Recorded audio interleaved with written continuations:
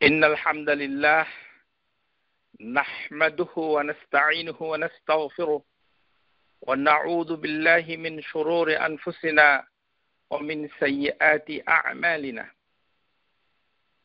من يهده الله فلا مضل له ومن يضلل فلا هادي له وأشهد أن لا إله إلا الله وحده لا شريك له وأشهد أن محمدا عبده ورسوله أما بعد أيها الأخوات إخواني السلام عليكم ورحمة الله وبركاته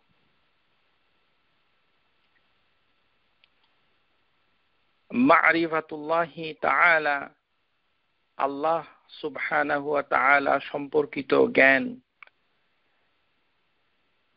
এই সম্পর্কিত জ্ঞানের ধারাবাহিকতার কথামালায় আজকে থেকে আমরা শুরু করছি বিইজনিল্লাহি তাআলা আসমাউল হুসনা। আল্লাহ সুবহানাহু ওয়া তাআলার সুন্দর নামগুলো আমরা চর্চা করব ইনশাআল্লাহ তাআলা। আল্লাহ এই শব্দটি একটি বিশেষ্য, প্রপার নেম। এই শব্দটি আল্লাহ, এটি কমন নেম নয়, সাধারণ কোনো নাম নয়। বাংলা ব্যাকরণ অনুযায়ী এটি একটি নামবাচক শব্দ।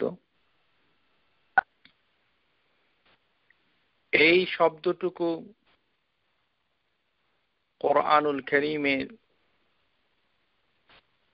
2600 বারের মতো বলা হয়েছে। 33টি আয়াত রয়েছে কোরআনুল কারীমে যেগুলো শুরু হয়েছে আল্লাহ শব্দটি দিয়ে। আল্লাহ এই কথাটুকু, এই শব্দটুকু কোথা থেকে আসলো? এই শব্দটুকু আসলে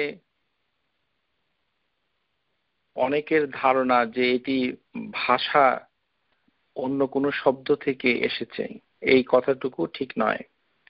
আল্লাহ এই যে কথা, এই যে শব্দটুকু, এই শব্দটুকু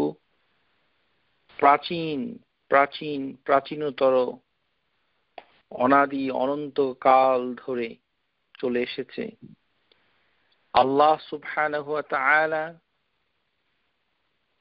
ভাষা তৈরি করার আগেই তিনি নিজের জন্য এই নামটি পছন্দ করেছেন।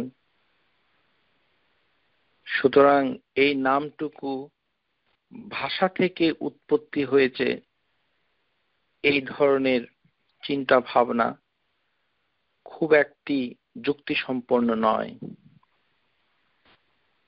আমরা যেমন হাদিসের ভিতরে দেখতে পাই যে আল্লাহ সুবহানাহু ওয়া তাআলাকে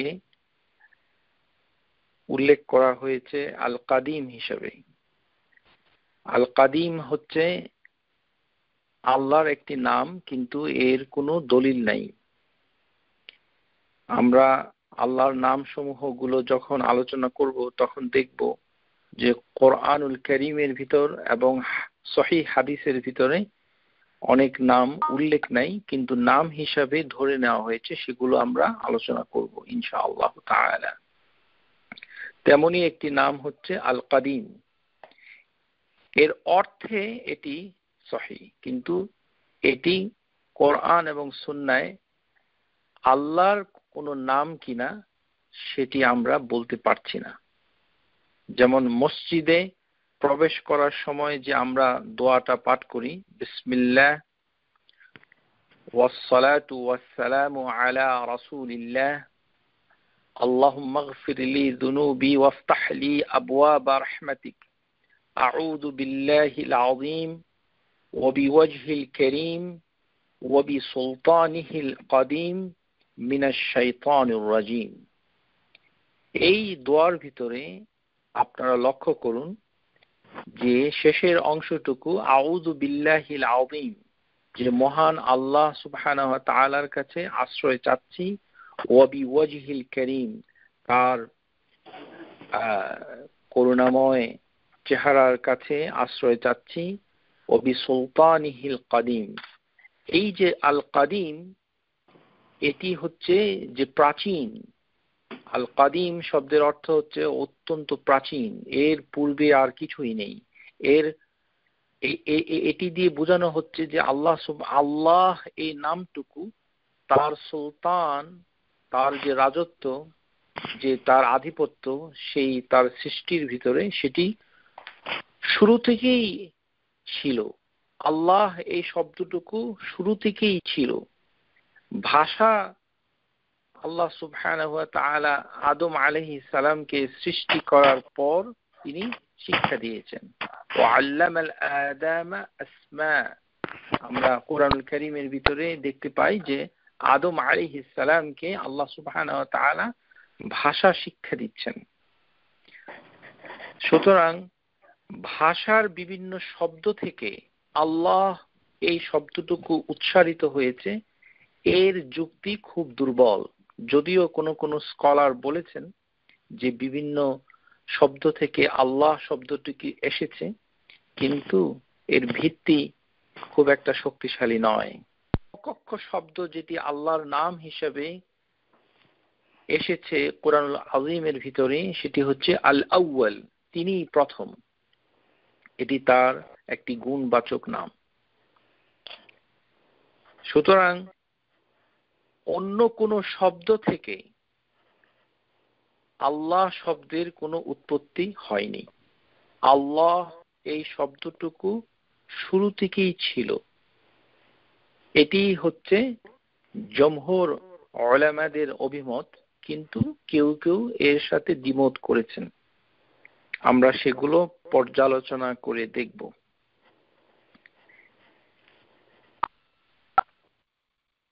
সুবহানাহু ওয়া তাআলা এই নামটুকু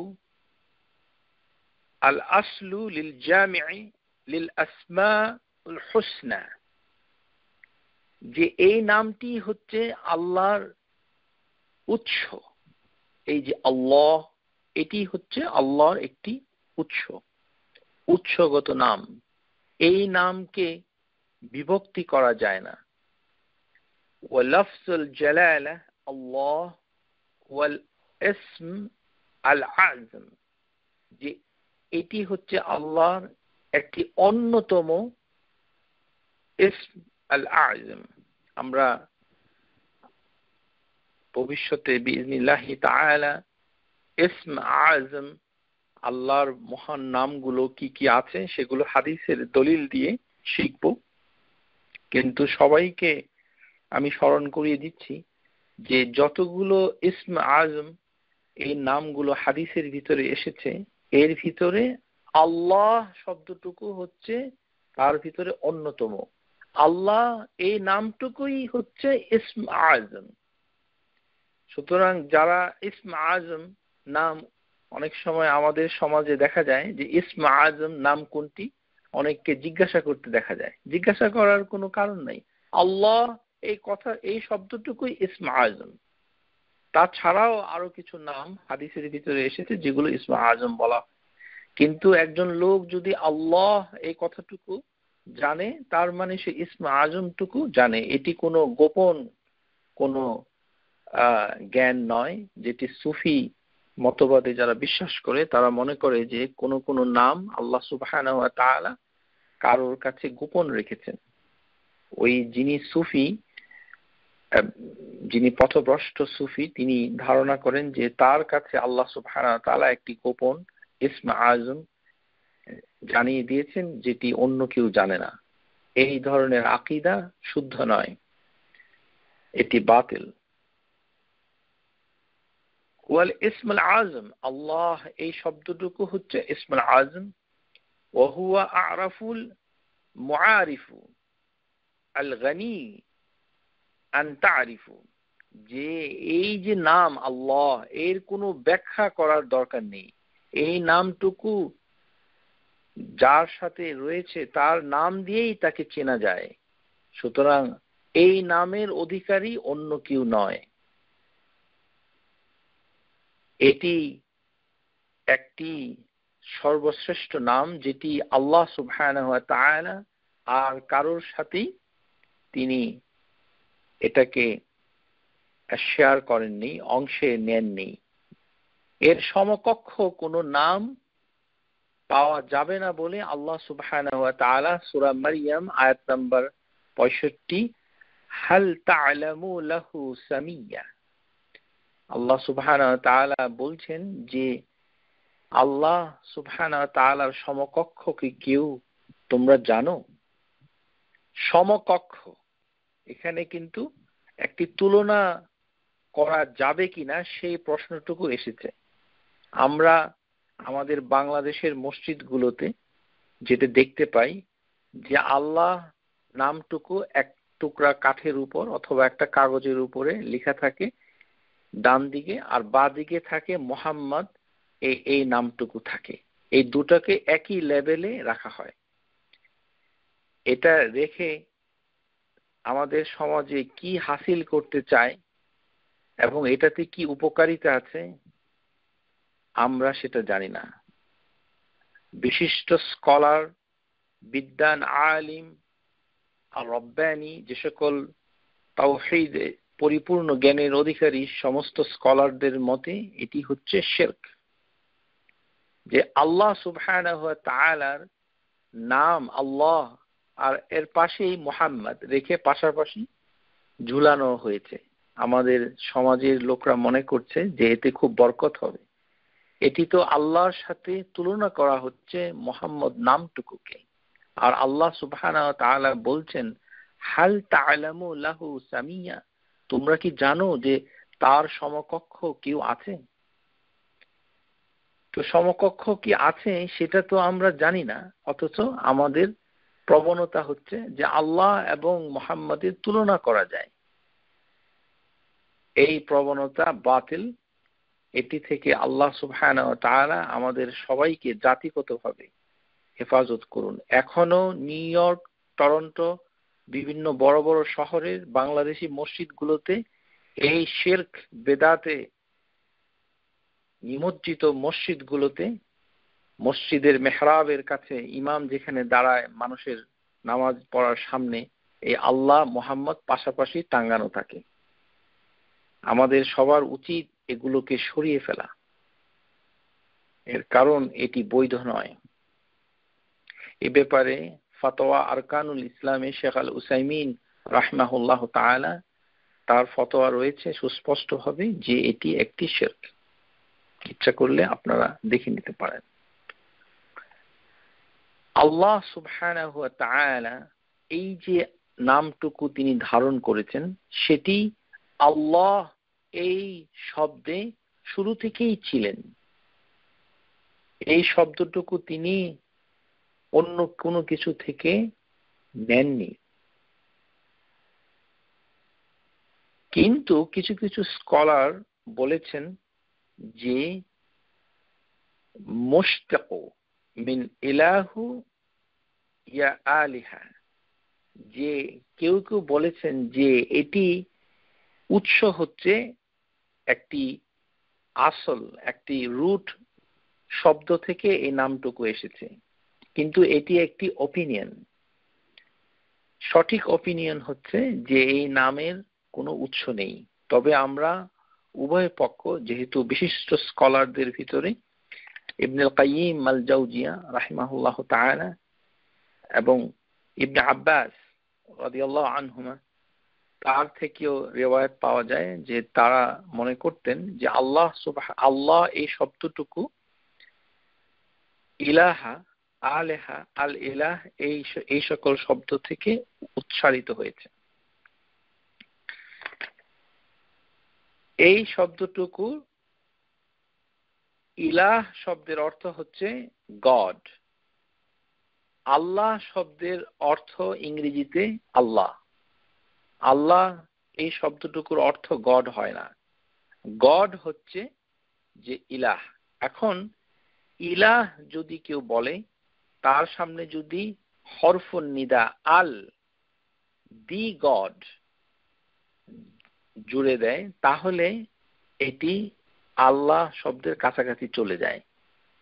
কিন্তু আল্লাহ এই শব্দটুকুর যে প্রথম যে আলিফ এবং লাম রয়েছে, এই আল, এই দুটি হরফ, এটি ঝরে যায় না যদি আমরা হরফুন নিদা ব্যবহার করি। উদাহরণ দিয়ে বুঝাচ্ছি, যেমন আর রহমান, এখানে আল এবং রহমান।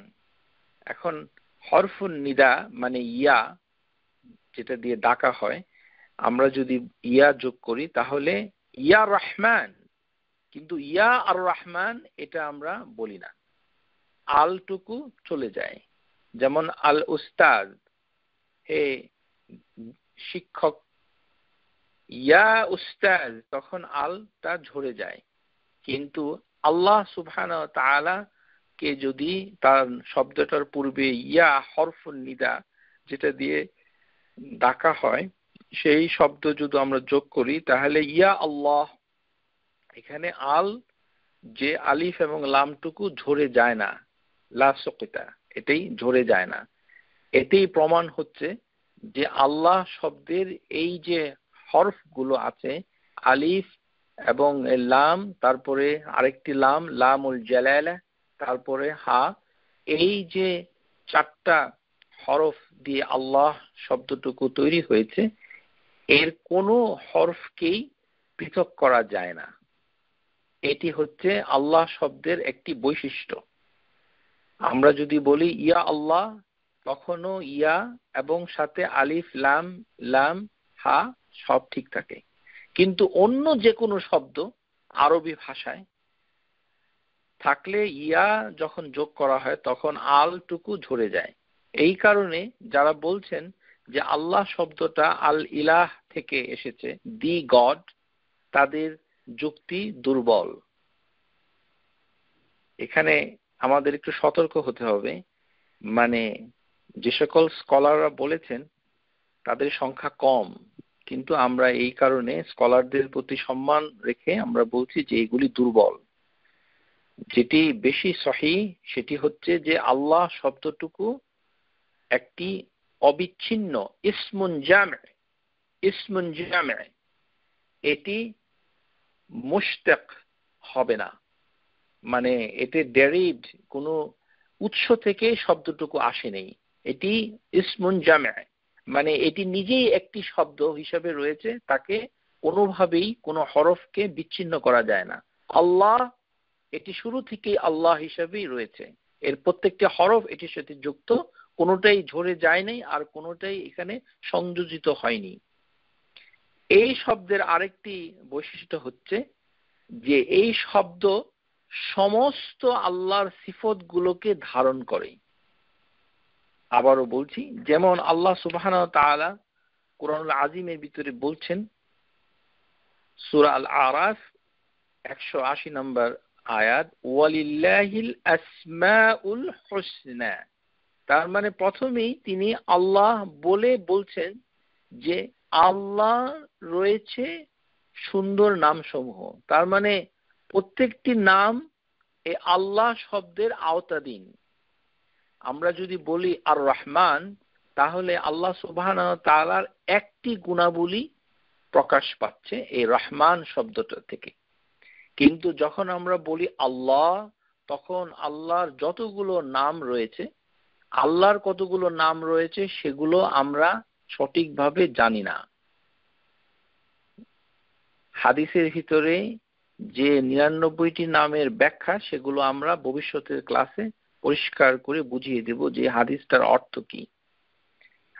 শুধু জেনে রাখুন যে আল্লাহ সুবহানাহু ওয়া তাআলার নাম হচ্ছে 100-এর অধিক। এটি আমাদের জানাই আছে, স্কলারদের বিভিন্ন কিতাব থেকে আমরা এগুলো একে একে করে শিখব। আল্লাহ সুবহানাহু ওয়া তাআলার সমস্ত নামগুলো যেগুলো আমরা জানি এবং যেগুলো আল্লাহর কাছে মওজুদ রয়েছে, যেগুলো আমরা জানি না, সব নামই গুণাবলী প্রকাশ পায় এবং সব নামই এই আল্লাহ শব্দের আওতাধীন। মানে আর রহমান আল্লাহর একটি নাম, কিন্তু আমরা যদি আল্লাহ সুবহানাহু ওয়া তাআলাকে রহমান বলে ডাকি আর রহমান, তাহলে আমরা বলতে পারবো না যে আর রহমানের একটি নাম হচ্ছে আল্লাহ। এটি মিনিংলেস, এটি অর্থবহ হয় না। মানে আল্লাহ বললে সমস্ত নাম এর আওতায় চলে আসে। এই কারণে আল্লাহ সাথে অন্য কোনো গুণাবলীর নাম দ্বৈত ডুয়াল ফর্মে ব্যবহার করা হয় না। যেমন আল গাফুর আল্লাহ, এটি হয় না। আল্লাহ সুবহানাহু ওয়া তাআলা নিজেই আল্লাহ, সুতরাং আল্লাহ সুবহানাহু ওয়া তাআলার সাথে আরেকটি আল গাফুর আল্লাহ এইভাবে এটি ব্যবহার করা যায় না। কিন্তু অন্য নামগুলো যেমন আর রহমান আর রাহিম, যেমন বাসমালাহ, যে বিসমিল্লাহির রহমানির রহিম, এখানে আর রহমান তারপরে আর রাহিম, গাফুর আর রাহিম। এইভাবে হামিদ আল মজিদ, আল হামিদ আল মজিদ, এইভাবে আল্লাহর নামগুলো দুই দুই করে বিভিন্ন ভাবে বিন্যাস হয়েছে কোরআনুল আযীমের ভিতরে, হাদিসের ভিতরে। কিন্তু আল্লাহ শব্দের সাথে ওই নামগুলো এভাবে ব্যবহার করা যায় না। আল গাফুর আল্লাহ এভাবে বলতে পারবেন না, আর রহমান আল্লাহ এভাবে বলা যাবে না, আল্লাহ আর রহমান এভাবে বলা যাবে না, আল্লাহ আল গাফুর এভাবে বলা যাবে না। কেন বলা যাবে না? কেননা ব্যাকরণগতভাবে আল্লাহ শব্দটি একটি অদ্বিতীয় শব্দ। এই শব্দের সাথে যে আরবি ব্যাকরণের যে সম্পর্ক, এটি অন্য কোনো শব্দের সাথে কোনো মিল নেই। এটি প্রাচীন কাল থেকে এভাবেই চলে এসেছে। এই শব্দের আরেকটি গুণাবলী হচ্ছে যে আল্লাহ শব্দটিকে সাথে হুম্মা এই দিয়ে আল্লাহ সুবহানাহু ওয়া তাআলার নামগুলোকে বোঝানো যায়। এই বিষয়ে আল্লাহুম্মা এভাবেও কোন স্কলার বলেছেন যে এটি সমস্ত আল্লাহর নামগুলোকে একত্রেই বোঝানো হচ্ছে হুম্মা, যেটি অন্য কোনো নামের সাথে আরবি ভাষায় হুম্মা যোগ করা যায় না। ইয়া আল্লাহ অথবা আল্লাহুম্মা, হে আল্লাহ, এই যে ব্যাকরণগতভাবে যে আল ঝরে যাচ্ছে না আর হুম্মা এই লফজটুকু মূল শব্দ আল্লাহর সাথে জুড়ে যাচ্ছে, অর্থের পরিবর্তন হচ্ছে না, এই বিষয়টুকু ব্যাকরণের ভাষায় যারা ব্যাকরণ শিখছেন তাদের খিদমতে বলছি যে অন্য কোনো আরবি শব্দে এটি এভাবে ব্যবহার হয় না। ইংরেজি ভাষায় যেমন গড যদি আমরা বলি যে আল ইলাহ, দি গড, আল ইলাহ, তাহলে গডেস প্লুরাল, এটার একটি বহুবচন আছে, কিন্তু আল্লাহর কোনো বহুবচন নাই, তার গডস। আবার ফেমিনিন যেমন স্ত্রীলিঙ্গে গডেস, গড, দেবতা, দেবী, দেবতা, দেবী, যেমন স্ত্রীলিঙ্গ এবং পুল্লিঙ্গে এইভাবে ভাগ হচ্ছে। আল্লাহ এই শব্দটুকু সব নামকে ধারণ করছে, এর কোনো বহুবচন নেই, এর কোনো স্ত্রীলিঙ্গ নাই।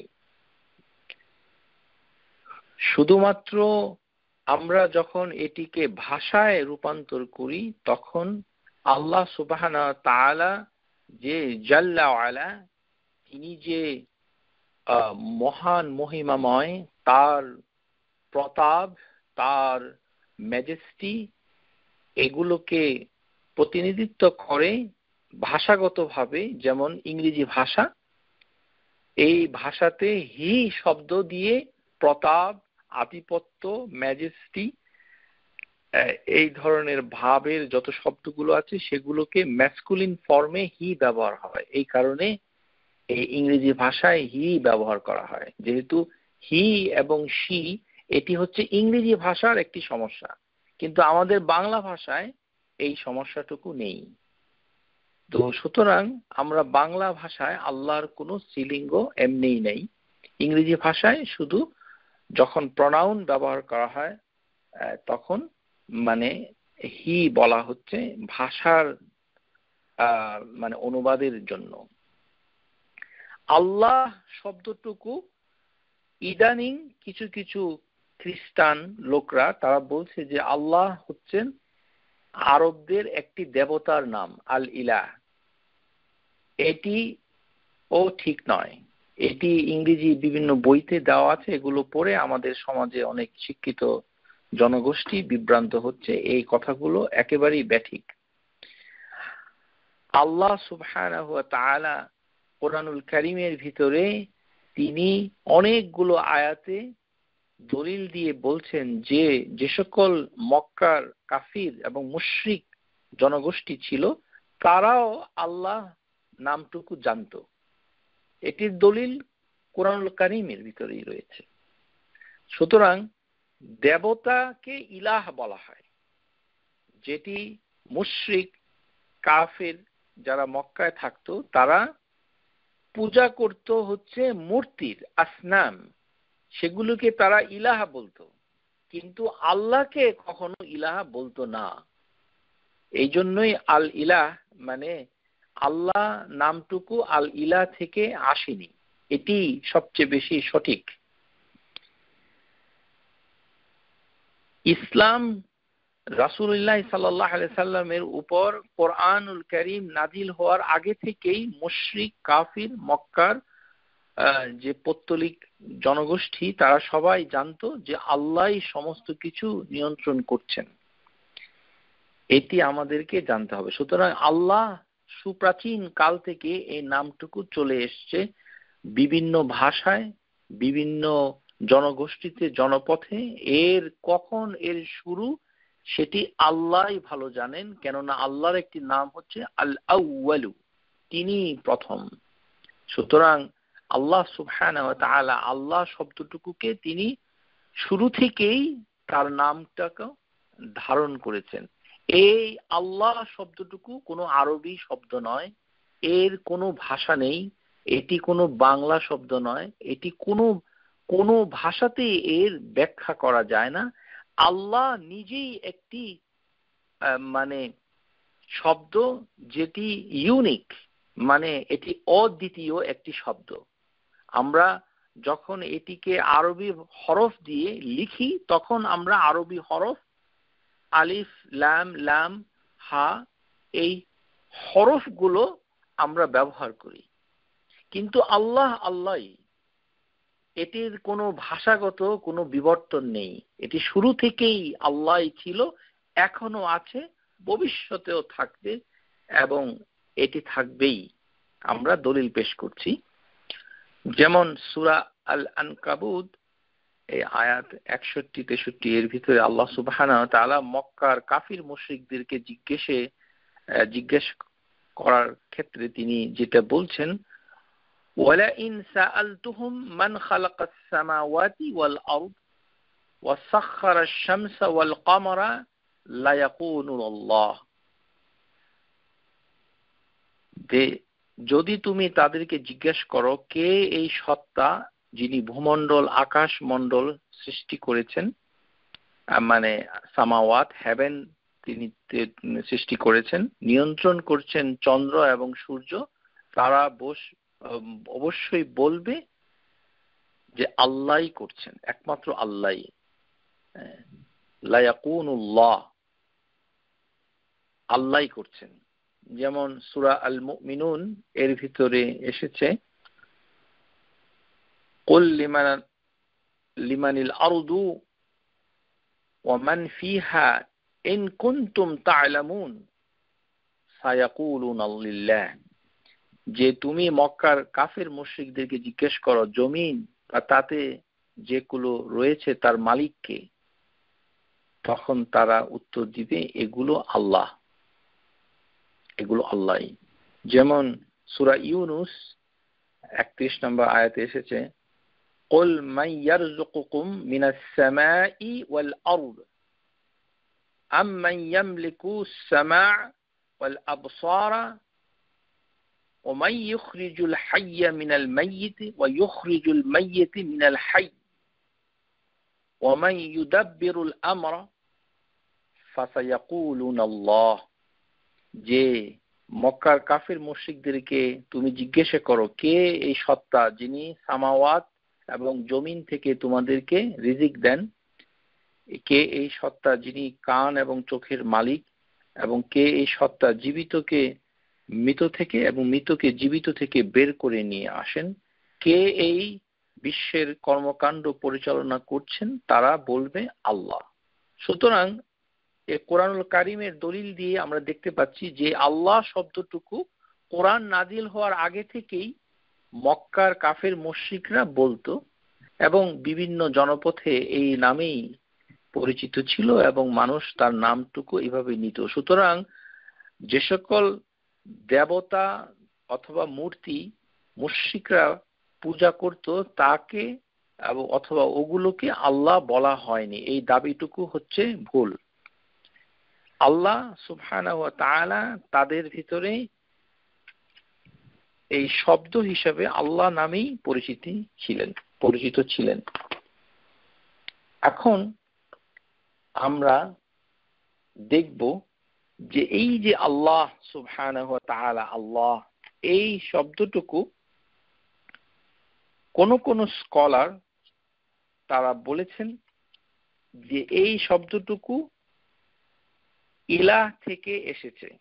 যদি ইলাহ থেকে এই শব্দটুকু হয় তাহলে আল্লাহ হতো মা'লুহ, মানে যার ইবাদত করা হয়, ইলাহ যার উপাসনা করা হয়, অথবা মা'বুদ, এই নামেই আল্লাহর নাম হওয়ার কথা ছিল গ্রামারের রীতি অনুযায়ী। ইলাহ শব্দটুকু যদি আল্লাহর শব্দের উৎস হয়ে থাকে তাহলে আল্লাহ হতো মা'লু, অথবা ইবাদা, যেটি ইবাদা, যে ইবাদত যার করা হচ্ছে তিনি হচ্ছেন মা'বুদ, যাকে আমরা উপাসনার মূর্ত হিসেবে ধরছি, যার উপাসনা করছি, মা'বুদ। মা'লু, যিনি ইবাদত প্রাপ্ত হচ্ছেন, ইলাহ হয়ে যাচ্ছেন। এই যে মা'লু এবং মা'বুদ, এটি আল্লাহ সুবহানাহু ওয়া তাআলাকেই বোঝানো হচ্ছে, কিন্তু তার নাম মা'লু অথবা মা'বুদ হচ্ছে না। কেননা ইলাহ আল্লাহ একটি নাম, কিন্তু আল্লাহ শব্দটুকু ইলাহ থেকে উচ্চারিত হয়নি, তবে তার সাথে কিছু সম্পর্ক রয়েছে, ইলাহর সাথে আল্লাহ নামটুকুর সম্পর্ক রয়েছে। আমাদের দেশে সাধারণত বাংলাদেশে মা'বুদ এই শব্দটুকু খুব প্রচলিত, অথচ মা'বুদ আল্লাহর কোনো সুন্দর নাম নয়, এর কোনো দলিল কোরআন এবং হাদিসের ভাষায় আমরা পাই না। আমাদের দেশে মা'বুদ নামেই ডাকে, বলা হয় ইয়া মা'বুদ, এভাবে আমাদের দেশের দরিদ্র জনগণ অনেক সময় ভিক্ষাবৃত্তি করার সময় এই মা'বুদ বলে ডাকে। এটি ঠিক নয়, কারণ এটি আল্লাহ সুবহানাহু ওয়া তাআলার কোনো নাম নয়, এটি হচ্ছে আল্লাহর নামের একটি অর্থ। কেননা আল্লাহর নামকে বিকৃত করে তাকে ডাকা যাবে না। ওয়ালিল্লাহিল আসমাউল হুসনা ফাদউহু বিহা, যে সকল সুন্দর নাম রয়েছে সেগুলো নিয়েই তাকে ডাকো। ওয়াযারুল্লাযীনা ইউলহিদুনা ফি আসমাইহি ফায়ুজজাউনা মা কানু ইয়ামালুন, যে তোমরা যেসব নাম সম্বন্ধে বক্র পথ অবলম্বন করো তাদেরকে বর্জন করো, তাদের কৃতকর্মের ফল তাদেরকে দেওয়া হবে। সুতরাং নামকে বিকৃত করে ডাকা যাবে না। সুতরাং আমাদের সমাজে অনেক ধরনের নাম, আমরা মনে করি যে এটা আল্লাহর নাম, কিন্তু পর্যালোচনা গবেষণা করে দেখা যায় যে এগুলো আসলে দলিলবিহীন ভাবে মানুষ জেনে আছে, অথচ এর কোনো মানে প্রমাণ নেই। সুতরাং এগুলো থেকে আমাদের দূরে থাকতে হবে।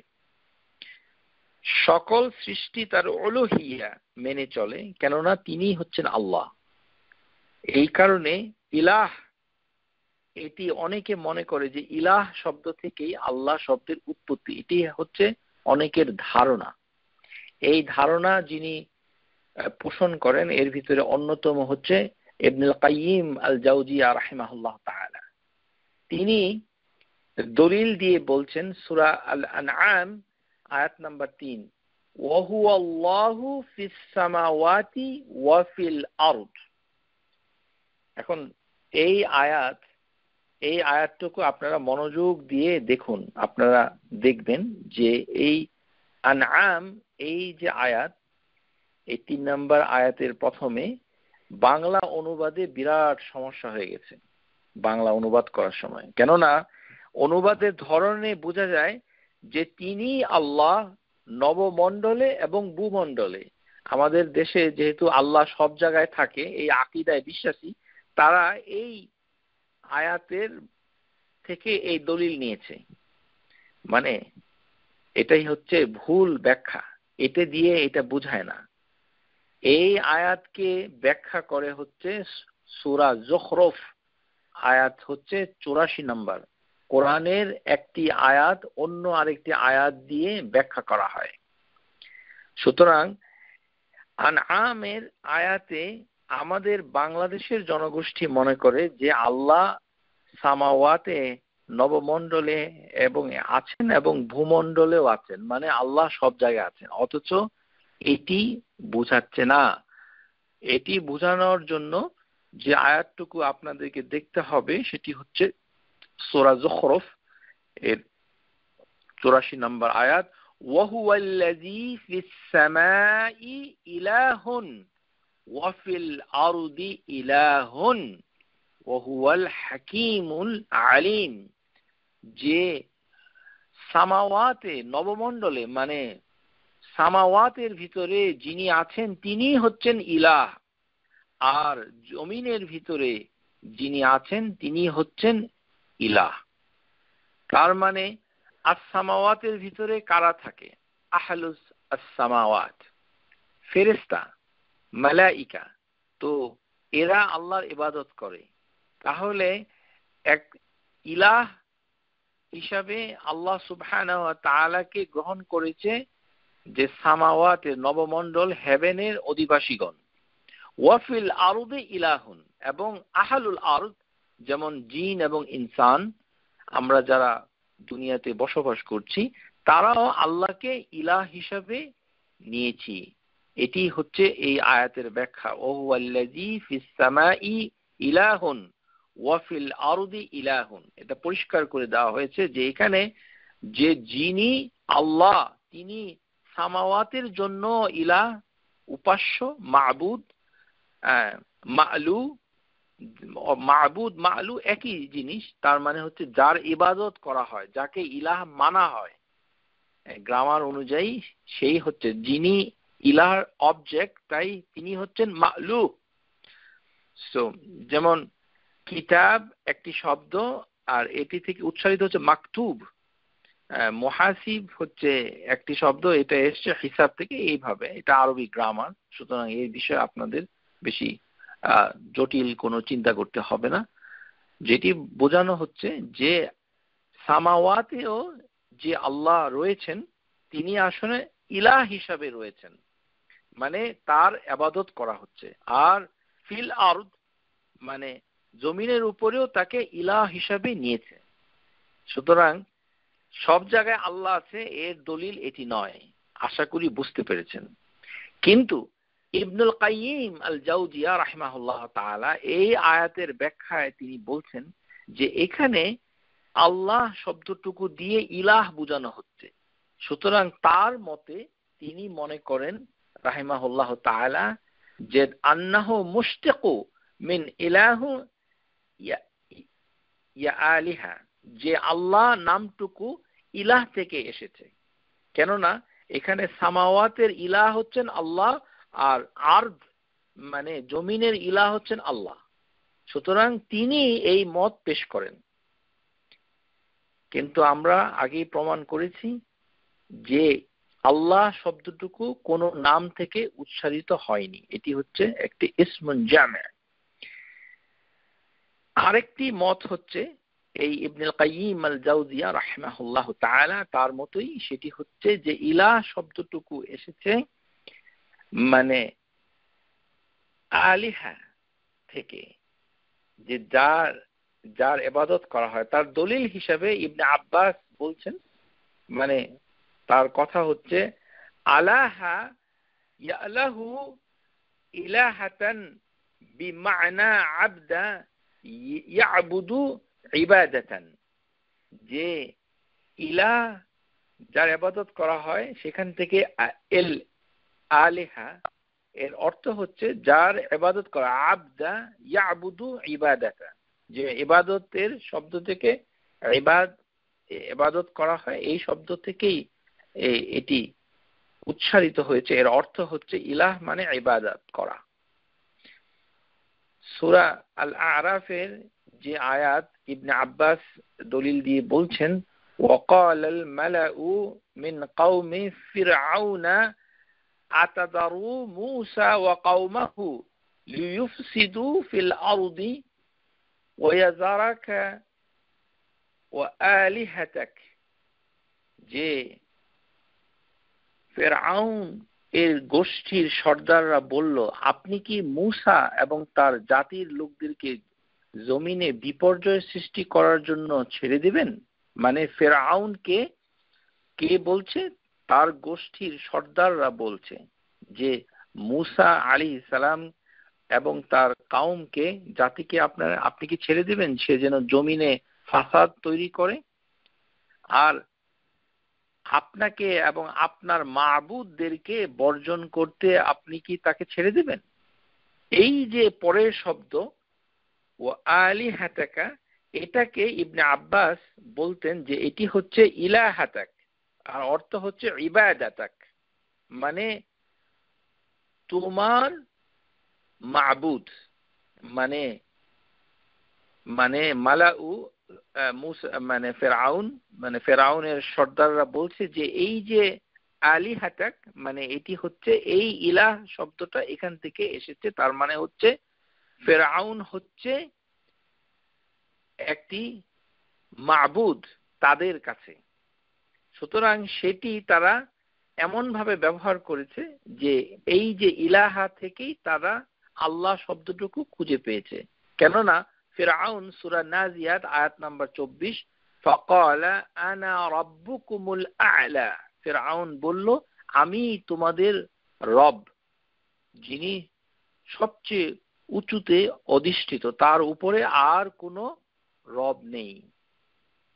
তো ফিরআউন তার কাউমের কাছে ছিল আলিহাতাক মানে ইবাদাতাক, মানে তোমার ইলাহা, মানে বলা হচ্ছে যে ফেরাউন হচ্ছে ফেরাউনের গোষ্ঠীর কাছে মাবুদ হিসাবে ছিল, মালু হিসাবে ছিল। ইবনে আব্বাস বলছেন যে এই যে ইলাহাতাক, এই শব্দ থেকেই আল্লাহ শব্দটুকুর সৃষ্টি হয়েছে, এটি হচ্ছে তার ধারণা। কিন্তু আমরা আবারও বলছি যে সঠিক হচ্ছে আল্লাহ একটি শব্দ, তার কোনো বিবেচ্য নাই। মূল শব্দের অবিচ্ছেদ্য অংশ আলিফ লাম লাম এবং হা, এই শব্দের কোনো বিচ্ছেদ করা যায় না। কিন্তু যারা এইগুলো বলছেন তারা আরবি গ্রামার হিসাবে শব্দের অর্থ থেকে কিছু কিছু ওপিনিয়ন দিচ্ছেন। যেমন কেউ কেউ মনে করেন ইলাহ শব্দটুকু অবাক হয়ে যাওয়া, হতভম্ব হয়ে যাওয়া শব্দ থেকে এসেছে। যেমন আল্লাহ সুবহানাহু ওয়া তাআলার মানে জালাল এবং তার যে আধিপত্য এবং তার মর্যাদা, রাজকীয়তা, এতে মানুষ হতবিহ্বল হয়ে যায়। সেই কারণে আলাহার রাজুলু ইয়ালাহু ইযা তাহাইয়ারা, মানে এমন একটি আলাহা মানুষকে অবাক করে দিচ্ছে যে আসলে আশ্চর্য হয়ে যাচ্ছে যে ব্যাপারটা কিভাবে সে ভাববে। এই জিনিসটাকে আলাহা বলা হয় গ্রামার অনুযায়ী। এখান থেকে অনেকের ধারণা যে আল্লাহ সুবহানাহু ওয়া তাআলা সমস্ত বিষয়গুলিকে মানুষ হতবিহ্বল হয়ে যায়, হয়তো বা আলাহা শব্দ থেকে আল্লাহ হয়েছে। এটিও একটি ওপিনিয়ন, কিন্তু দুর্বল। অনেকে মনে করে যে ওয়ালাহা মানে বিপদে ডাকা, এই শব্দ থেকে আল্লাহ এসেছে, আসলে এটিও সঠিক নয়। তার দলিল দিয়ে অনেকে মনে করেন যে সুম্মা ইজা মাসসাকুমুদ-দুররু ফাইলাইহি তাজআরুন, যে যখন কোনো দুঃখ দৈন্য তোমাদের প্রবেশ করে তখন তোমরা তাকেই বেকুল ভাবে ডাকো। কোনো কোনো আলাহা শব্দটুকু এভাবে আরবি ভাষায় প্রয়োগ হয়েছে যে বিপদে কারোর আশ্রয় চাওয়া, এইভাবে এসেছে। এবং অনেকে মনে করে যে কোনো লোক যদি বিপদে কারোর কাছে আশ্রয় চায় তিনি হচ্ছেন আলাহা। তো মানুষ যেহেতু বিপদে আল্লাহর কাছে আশ্রয় চায়, তার মানে এই আলাহা শব্দ থেকেই আল্লাহ উৎপত্তি হয়েছে।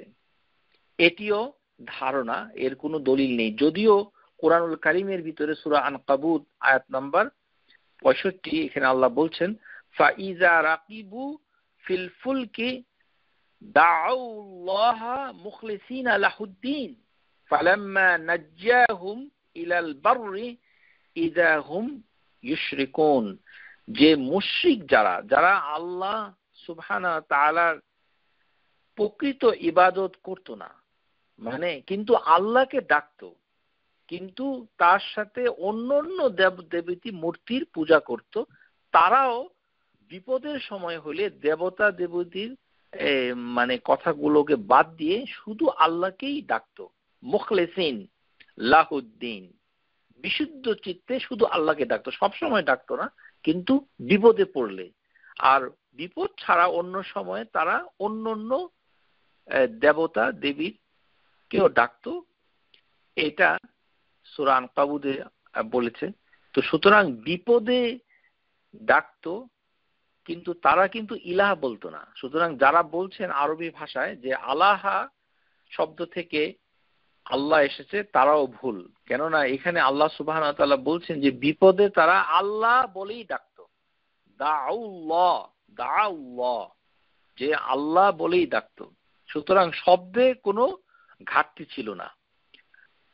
সূরা বনী ইসরাঈলে আয়াত নাম্বার 67, ওয়া ইযা মাসসাকুমুদ-দুররু দাল্লা মান তাদউনা ইল্লা ইয়াহু ফালাম্মা নাজ্জাকুম ইলাল বাররি আ'রাদতুম ওয়া কানাল ইনসানু কাফুরা।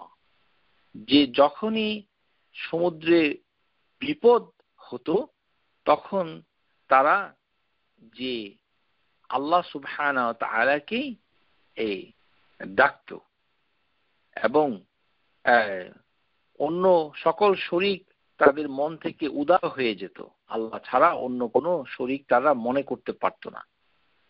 তো এখন যেটা বোঝা যাচ্ছে যে মুশরিকরাও বিপদের সময় আল্লাহ নামটাই ব্যবহার করত।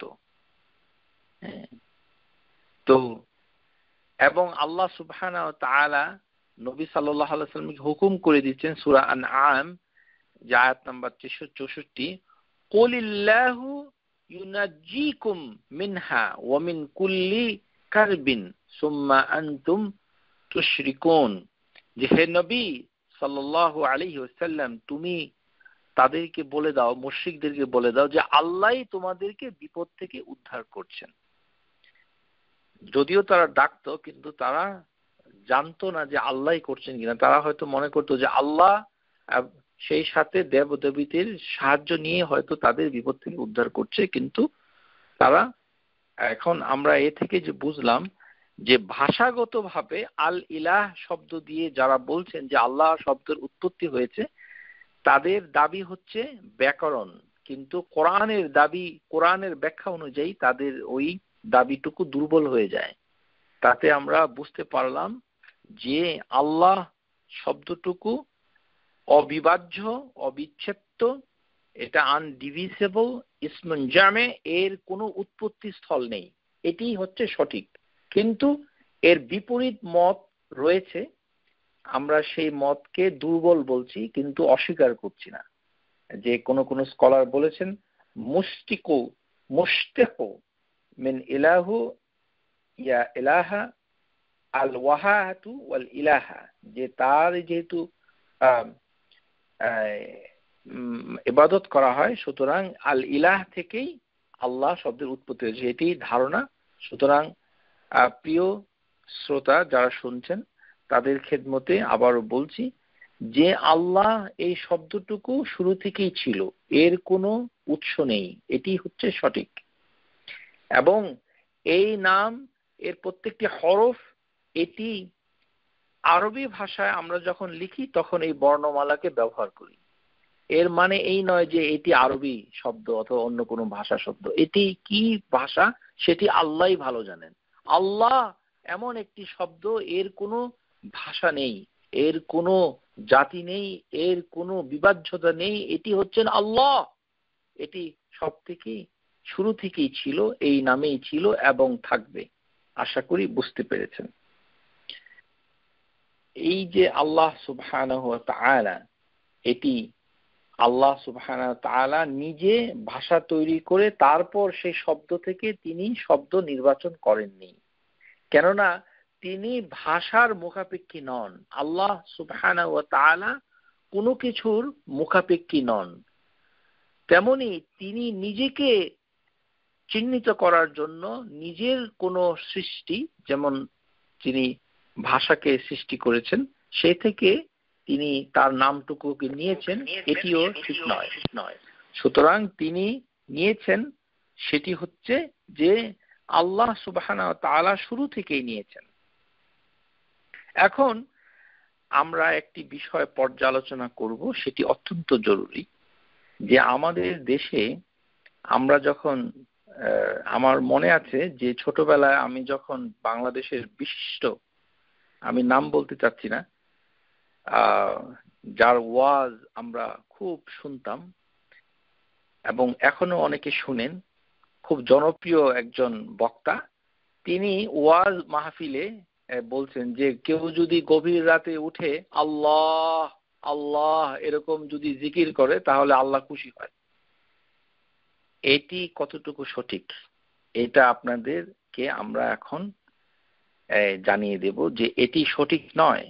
আল্লাহ আল্লাহ এই শব্দে কোনো জিকির করা যায় না। ইন্নাল লুগাতিল আরাবিয়্যাতু লা তাসরিফু মিন ইউরিদ আন ইস্তাদাল্লা বিহি, যে আরবি ভাষায় যে এটার কোনো ব্যাখ্যা নেই, যে এটাকে কোনো ভাষা দিয়ে এটাকে সাহায্য করা যায় না দলিল হিসাবে যে আল্লাহ কোনো মানে অর্থবহ কোনো সেন্টেন্স, লা লা আন আল ইসমুল মুফাররিদুন লা ইউফিদু মানা তাম, যে এটি পরিপূর্ণ অর্থ ব্যবহার করে না। আমরা যদি বলি শুধু আল্লাহ, এই এই কথাটুকু দিয়ে কমপ্লিট কোনো পূর্ণ কোনো বাক্য বোঝায় না। এটি যদি বলা হয় শুধু আল্লাহ, কারণ আল্লাহ বলে কি বোঝানো হচ্ছে এটির সাথে শব্দ প্রয়োগ করতে হবে। শুধুমাত্র আল্লাহ আল্লাহ বললাম, এই ধরনের কোনো জিকির কোনো আমাদের হাদিসে নাই এবং কোরআনে কোনো হুকুম নাই এবং সাহাবী এবং তাবেঈন সলফে সালেহিন কারো থেকেই তার প্রমাণ নেই। সুতরাং আমাদের দেশে যদিও এরকম করে কোনো কারণ ছাড়াই আল্লাহ আল্লাহ এটা করা হয় এবং অনেকে রাতের বেলাও এরকম জপতে থাকে, এইভাবে করার কোনো হুকুম নেই। কেননা এই যে নাম, এটি লিআন্নাল ইসমুল মুফাররিদু লা ইউফিদু মা'না তামা, যে এটি প্রকৃত কোনো অর্থ বোঝায় না। ওয়া যিকরুল্লাহি তাআলা লা বাদা আন ইয়াহমিলু মা'না ইসনাউ আলাইহি বিশাইইন মিন সিফাতিহি, যে আল্লাহ সুবহানাহু ওয়া তাআলাকে যদি স্মরণই করতে হয়, যিকরুল্লাহি প্রতিষ্ঠা করতে হয়, তাহলে তাকে প্রশংসা করতে হবে অথবা তার কোনো সিফাত নিয়ে কথা বলতে হবে। তার মানে আমরা যখন বলি আল্লাহু আকবার, তখন আমরা তার স্মরণ করি, এটি হচ্ছে যিকরুল্লাহ। যদি বলছি আল্লাহু আকবার, তার মানে আকবার সুমহান, সমস্ত কাবীরদের থেকে সবচেয়ে বড় হচ্ছেন আল্লাহ। তাহলে আল্লাহ সুবহানাহু ওয়া তাআলার একটি কি বলে মানে আমরা প্রশংসা করছি, মানে তার সিফাত আমরা আলোচনা করছি। আরেকটি হচ্ছে যে আল্লাহ সুবহানাহু ওয়া তাআলাকে যদি প্রশংসা করি, যেমন আলহামদুলিল্লাহ, তাহলে আলহামদু শব্দটুকু দিয়ে আমরা ইসনা আল্লাহি তাআলা করছি, সেটি জিকির হবে। কিন্তু শুধু আল্লাহ আল্লাহ কোনো অর্থ হয় না, এর কোনো ধরনের মানে শব্দ পরিপূর্ণ হয় না। এটি হচ্ছে সঠিক কথা। কেননা আবার অনেকের ধারণা যে আমাদের দেশে আরেকটি জিকির চালু আছে, সেটি হচ্ছে আল্লাহু। এটিও আরেকটি ভুল।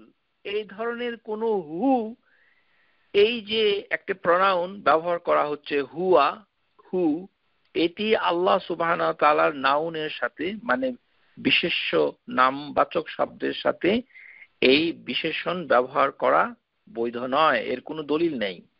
ওয়া আম্মাল ইসমুল মুফাররিদু, মানে এই যে আল্লাহর নাম, এটি নিজেই একটি নাম। মুযহিরান আও মুদমিরান, যে এটি একটি নাউন অথবা প্রনাউন। ফালাইসা বিকালামিত তাম, এটি পরিপূর্ণ কোনো বাক্য নয়। শুধু আল্লাহ অথবা আল্লাহু বললেও কোনো বাক্য বোঝায় না, কারণ হু এটি আল্লাহর সাথে যোগ করার পরে এর কোনো অর্থ হয় না। ওয়ালা জুমলাতুল মুফিদা, এটার কোনো মিনিংফুল অর্থবহ কোনো সেন্টেন্সও হয় না। এটা দিয়ে আল্লাহর প্রশংসা করা হয় না, এটি দিয়ে আল্লাহর কোনো সিফাতকে প্রকাশ করা হয় না। ওয়ালা তা'লিকু বিহি ঈমান ওয়ালাল কুফর ওয়ালাল আমর ওয়ালা নাহি ওয়ালাম ইয়াযকুরু যালিকা আহাদান মিনাস সালাফিল আইম্মাহ, যে এই যে আল্লাহু আল্লাহু এই কথাটুকু ইমানের সাথেও সংশ্লিষ্ট থাকার কোনো দলিল নাই, কুফুরের সাথেও দলিল নাই, কোনো হুকুমের সাথে দলিল নাই, কোনো নাহি, কোনো নিষেধমূলক অথবা জিকিরমূলক কোনো ধরনের কথা এই পর্যন্ত কোনো সলফে সালেহিন, হ্যাঁ, কোনো স্কলার, আর্লি জেনারেশনের সালাফুল উম্মাহ, উম্মতের সালাফরা বলেন নাই। ওয়ালা শারআ যালিকা রাসূলুল্লাহ সাল্লাল্লাহু আলাইহি ওয়াসাল্লাম, এমনকি শরীয়তে নবী সাল্লাল্লাহু আলাইহি ওয়াসাল্লাম থেকে কোনো দলিল নাই যে আল্লাহু একটি জিকির।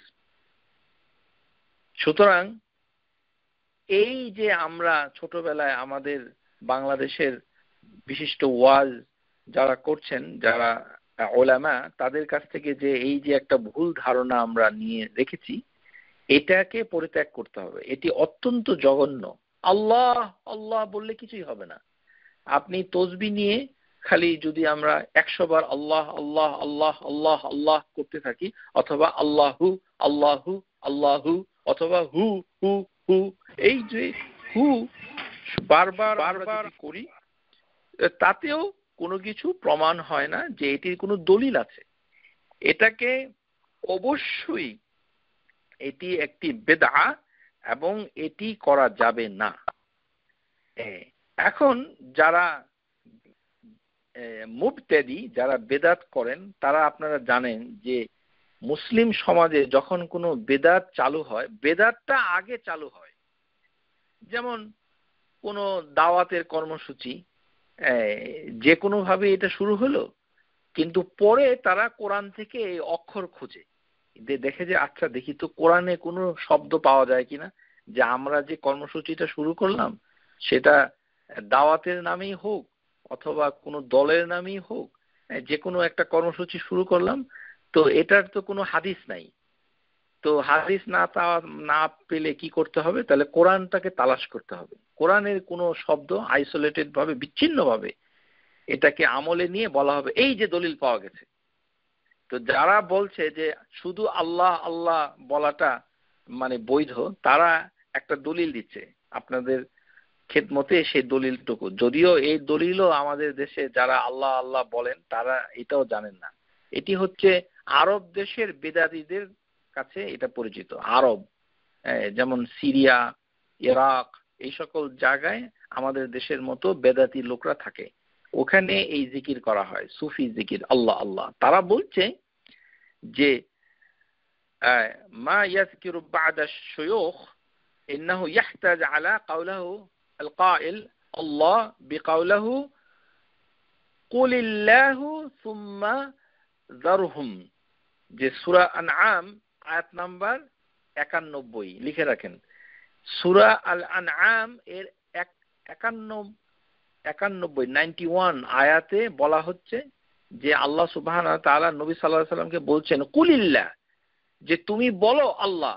সুম্মা, এটি একটি বড় একটি আয়াতের কয়েকটা শব্দ, অথচ এখানে যেহেতু কুল এবং সাথে আল্লাহ আছে, সুতরাং বলতেছে যে এই যে দলিল পাওয়া গেছে যে বলো আল্লাহ, তার মানে আল্লাহই বলতে হবে, তার মানে বারবার আল্লাহ বলতে হবে। অথচ এই আয়াত দিয়ে এটা বোঝায় না। এটি নাজিল হয়েছে মুসা আলাইহিস সালামের উপরে এবং সেখানে নানান কিছুর অবতারণা করে আল্লাহ সুবহানাহু ওয়া তাআলা বলছেন যে আল্লাহ সুবহানাহু ওয়া তাআলা, যে হে নবী আপনি তাদেরকে বলে দিন যে আল্লাহ এটি নাজিল করেছে। এইটাই হচ্ছে মোটামুটি ভাবে ওই আয়াতের ব্যাখ্যা। কিন্তু এটা দিয়ে আল্লাহ জিকির প্রতিষ্ঠা করা যায় না। তবুও অনেক সময় আমাদের সমাজে আছে যারা হঠাৎ হঠাৎ করে উদ্ভট অনেক দলিল নিয়ে হইচই শুরু করেন যে আল্লাহ আল্লাহ জিকির করা যাবে, এই যে দলিল পাওয়া গেছে, ওটার কোনো দলিল নেই।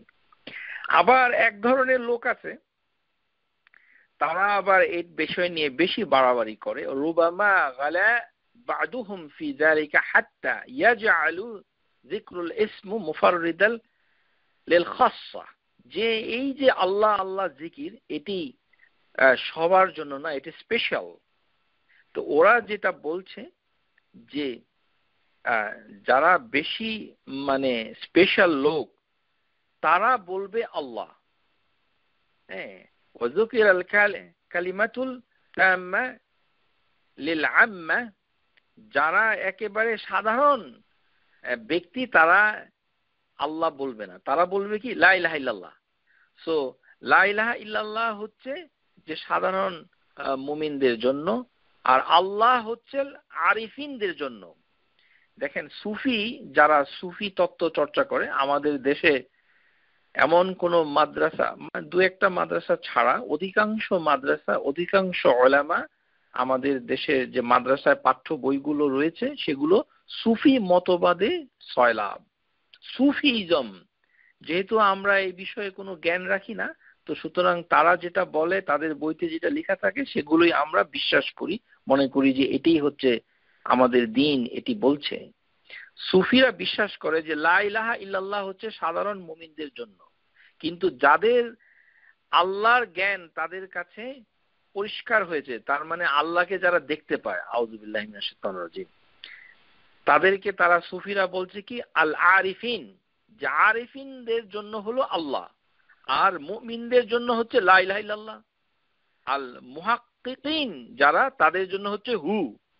সো তারা তিন ভাগে ভাগ করেছে, যে সাধারণ লোক বলবে, যারা যারা মুমিন তারা বলবে লা ইলাহা ইল্লাল্লাহ, যারা হচ্ছে আরিফ, আরিফ যারা আল্লাহর বিশেষ ওয়ালি তারা মনে করে মানে সুফি, তারা বলে যে আল্লাহ, আর যারা যাদের ভিতরে মানে হক মানে সৃষ্টি হয়ে গেছে, আল্লাহ যে আল হক এটি তারা জেনে গেছে, দেখে ফেলেছে, তাদের জন্য হচ্ছে হু হু হু, তারা এটা বলে।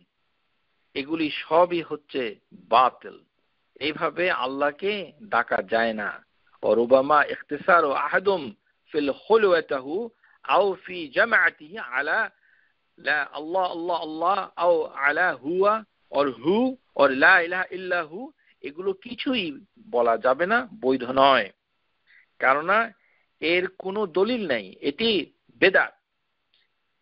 আবার কিছু কিছু বেদাতি আছে, একটি জাল হাদিস তারা বলে যে রাসূলুল্লাহ সাল্লাল্লাহু আলাইহি সাল্লাম আলী ইবনে আবি তালিবকে গোপনে বলে গিয়েছিলেন যে হে আলী, তুমি আল্লাহ আল্লাহ এই শব্দটা তিনবার বলো।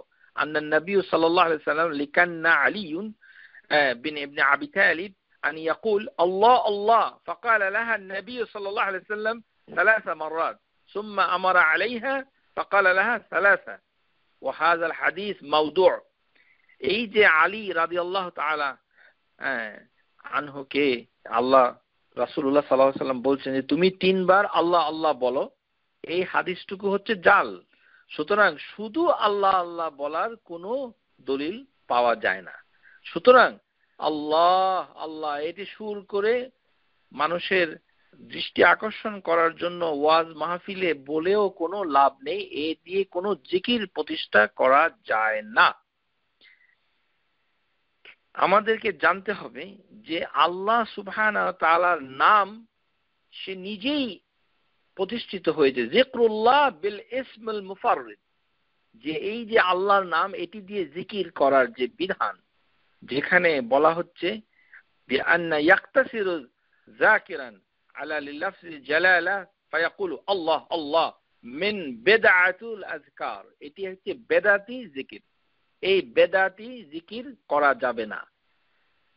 শুধুমাত্র যারা জাহিল, আল্লাতি আহাদিসুহাল জাহিল, যারা জাহিল, যারা মূর্খ, এই ধরনের সুফি মুতাসাউফা মিন ও আফকাহুম, যারা তাদেরকে অনুসরণ করে, এই ধরনের অন্ধ অনুকরণকারী সুফিদের অনুসারীরাই আল্লাহ আল্লাহ এই জিকির করে। লাম তুরাদ্দু আন নবী সাল্লাল্লাহু আলাইহি ওয়াসাল্লাম ওয়ালা আন আহাদান মিনাস সাহাবা, কোন একটি সাহাবা থেকে, নবী থেকে এই জিকির আসে নাই। সুতরাং প্রিয় শ্রোতা বোনেরা এবং ভাইরা, আপনারা কখনোই মানুষকে এই আল্লাহ আল্লাহ জিকির করতে দেবেন না। বলবেন যে এটি বেদা, এটি করলে তো সওয়াব হবেই না, আল্লাহ সন্তুষ্ট হবে না, কোনো কিছুই হবে না, বরঞ্চ এটি বিভ্রান্ত করবে, মিসগাইড করবে। কুল্লু বিদআতিন দালালা, যে প্রত্যেকটি বেদাত হচ্ছে দালালা, পথভ্রষ্টতা, আর প্রত্যেকটা পথভ্রষ্টতা মানুষকে আগুনের দিকে নিয়ে যাবে। কুল্লু দালালা ফিন্নার। এখন বেদাতীদের এখনো দৌড় শেষ হয় নাই। তারা বলছে যে একটি হাদিস কিন্তু পাওয়া গেছে, আল্লাহ আল্লাহ বলার একটি দলিল পাওয়া গেছে। সুবহানাল্লাহ। দেখেন, মানুষ যখন হাদিসের কোনো দলিল দেয়, দেখতে হবে তার উদ্দেশ্যটা কি। একটি বাতিল একটি জিনিসকে আল্লাহ আল্লাহ জিকির প্রতিষ্ঠা করার জন্য সে কত চেষ্টা করছে। শেষ পর্যন্ত মুসলিম শরীফের একটি হাদিস তারা এনে আপনাদের খেদমতে উপস্থাপন করতে পারে।